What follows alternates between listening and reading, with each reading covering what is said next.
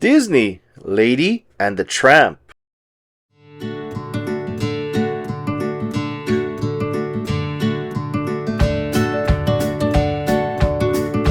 Story adaptation by Rose Christopher. Illustrations by Disney storybook artists.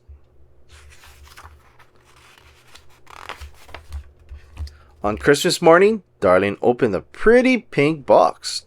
To her surprise, a puppy popped out. "Do you like her, Darling?" Jim Dear asked his wife. "Oh, I love her. What a perfectly beautiful little lady," Darling cried happily. Jim Dear and Darling loved their Cocker Spaniel, Lady. Soon the sweet puppy grew into a beautiful dog, and her masters gave her a fancy collar and a license. Lady proudly showed her new collar to her friends, Jock and Trusty. Jock admired the collar. The greatest honor man can bestow, the badge of faith and respectability. The Scottish Terrier told her. "That's right, Miss Lady." Trusty, a bloodhound, agreed. But not every dog wanted a collar. A mutt named Tramp didn't have a master, and he liked it that way. Tramp spent his days footloose and collar free. He was also very good at outsmarting the dog catcher. No one had ever caught the Tramp. One morning, Tramp overheard Lady talking with Jock and Trusty. It turned out that Darling was expecting a baby, and Lady was wondering how things would change. Tramp gave Lady a warning. "Remember, when the baby moves in, the dog moves out."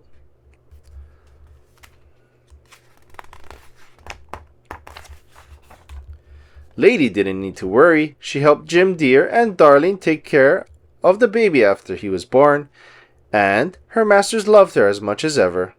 But not everyone loved dogs. Soon Jim Dear and Darling had to leave the baby for a few days. Aunt Sarah arrived to babysit, but she didn't like dogs at all. Worse, Aunt Sarah had brought along her two Siamese cats. The cats were named Si and Am, and they caused all kinds of trouble. Lady protected the house from the mischievous cats, but Aunt Sarah blamed Lady for the mess that they had made. Aunt Sarah took Lady to the pet shop to get a muzzle and a leash. Lady didn't like the muzzle one bit. She wriggled free and ran out of the store. The pampered dog had never been on the city streets alone. Lady was frightened and confused. Suddenly, a pack of vicious dogs began to chase her. Tramp came to Lady's rescue. "You poor kid," Tramp soothed her when he noticed the muzzle. "We have to get this off, and I know just the place." Tramp brought Lady to the zoo and convinced a busy beaver to help them. Soon Lady was set free, and the beaver could now use the muzzle as a handy-dandy log puller. Tramp decided to take Lady to Tony's restaurant for dinner, or at least the alley behind the restaurant. Tony and his chef, Joe, always saved bones for Tramp, but when Tony realized Tramp had brought along Lady, he didn't give the dogs bones. Instead, he and Joe set a table, served spaghetti and meatballs, and even sang for the couple. As the two dogs ate, they both started nibbling on the same long strand of spaghetti and wound up nose to nose. It was a beautiful night. Still, loyal Lady wanted to return to her family, so the next morning, Tramp agreed to take Lady home. On the way, he asked her if she had ever chased chickens. "Certainly not," she replied. "Then you haven't lived," Tramp promised. The two sneaked into a chicken coop and stirred up the birds, but the owner of the chickens spotted them. Of course, no one could catch Tramp. But Lady was taken to the dog pound. She was terribly frightened and ashamed. The strays in the pound knew that with a collar, Lady wouldn't be there for long. Sure enough, Lady was taken home.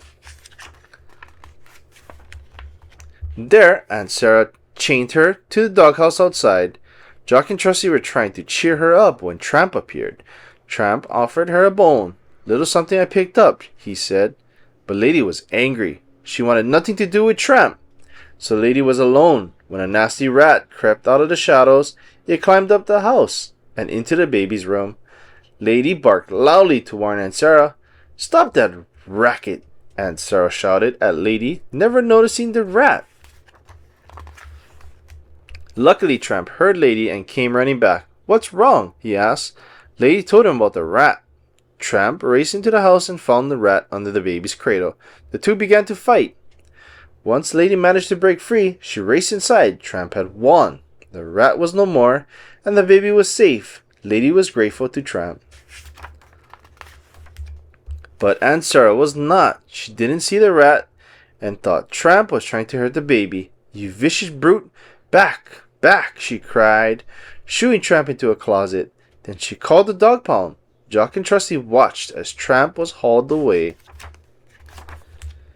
Just then, Jim, Dear, and Darling arrived home. Aunt Sarah told them that Tramp tried to hurt the baby, but Lady barked to get Jim's attention. "Arf, arf, arf! She's trying to tell us something," Jim Dear said. "What is it, girl?" Lady ran upstairs, pulled aside the curtain, and showed them the lifeless rat. Now even Aunt Sarah knew that Tramp was a hero. Jock and Trusty overheard everything and realized they had to help Tramp. "Come on, we've got to stop that wagon," urged Trusty. "We'll track him down." Jock was sure that old Trusty had lost his sense of smell long ago, but Trusty was able to follow the wagon. Trust bravely leaped into its path to stop it. Moments later, Lady and Jim arrived. They saw that Trusty had been hurt, stopping the dog catcher's wagon. Everyone feared the worst. But happily by Christmas, Trusty was well enough to go along with Jock to visit Lady and Tramp. The former stray now lived with Jim Dear and Darling too, and was part of the family. The two dogs were let into the house. "I see you finally acquired a collar," said Jock, looking at Tramp. "Complete with license," Tramp added proudly. But that wasn't the only reason that Tramp was pleased. He and Lady were now the parents of 4 adorable puppies. It was a very happy Christmas indeed.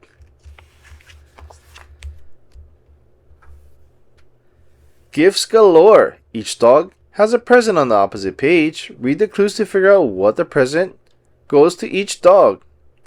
The bow on Lady's present is neither blue nor red. The paper on Tramp's present is yellow. Jock's present has polka dots.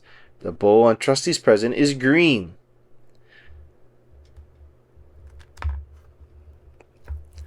The end.